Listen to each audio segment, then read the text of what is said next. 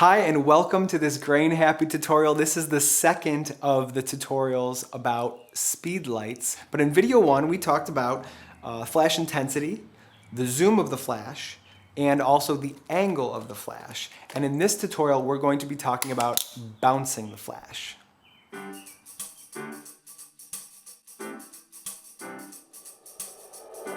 So take a look at your flash right behind the element and see if you can find a bounce card back there. If you don't have one of these, it's totally fine. It's pretty much just an index card.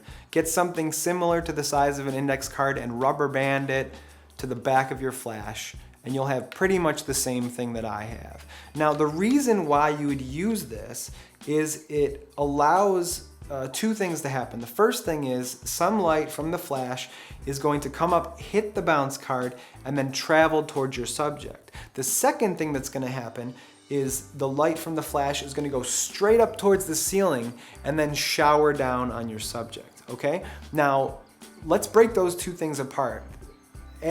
So I think about flash a little bit like you're tossing a plate and it breaks and shimmers down. So if I toss a plate up, that light is just gonna kind of scatter and just kind of shower down all over the place, right?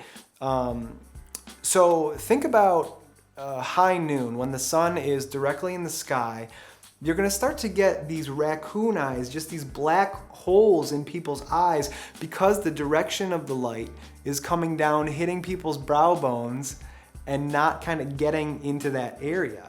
So there's two things that are happening here, right? The first thing is it's going up and then it's showering down on people, but that's not good enough because of what I just said with that dark hole in the eye socket. If all you did was just shoot your flash towards the ceiling, you would get a lot of that. You'd get a lot of people with black holes in their eyes, right? But by allowing some of the light to travel straight towards your subject, just a fraction of it, the majority of it, a lot of it goes straight up towards the ceiling, right? But some of it goes directly straight and it fills in that black area. So when you put those together, you get this light that looks pretty beautiful for how easy it is, right? The light shattering from the ceiling kind of raises the ambient light in the room, just kind of gives an overall wash. And the light from the bounce card kind of just fills in the face a little bit, right?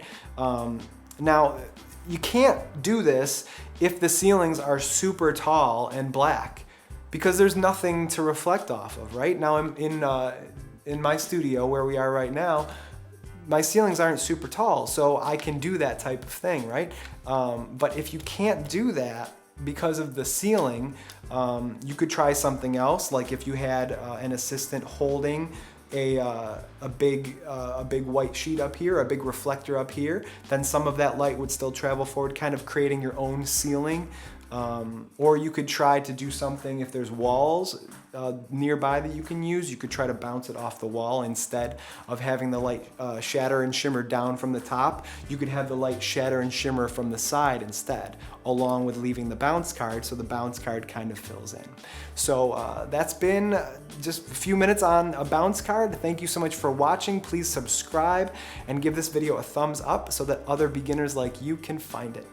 Thanks so much.